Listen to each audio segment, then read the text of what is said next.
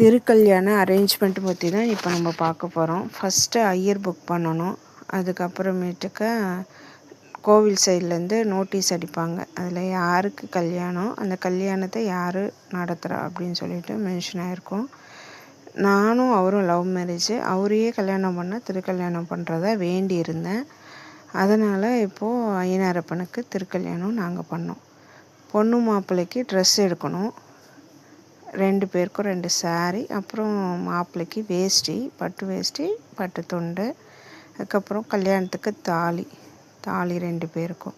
அதுக்கப்புறம் பூஜைக்கு தேவையான சாமான்லாம் வாங்கணும். கலசம் நிறுத்துறதுக்கு, எக்கியம் வளர்த்துறதுக்கு அதுக்கான சாமானுங்க. அதுக்கப்புறம் பொண்ணு மாப்பிள்ளை மாற்றிக்கிறதுக்காக மாலை வாங்கணும்.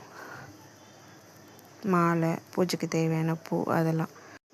அடுத்தடுத்த வீடியோவில் இதனுடைய கண்டினியூஷன் வரும். வீடியோவை தொடர்ந்து பாருங்கள்.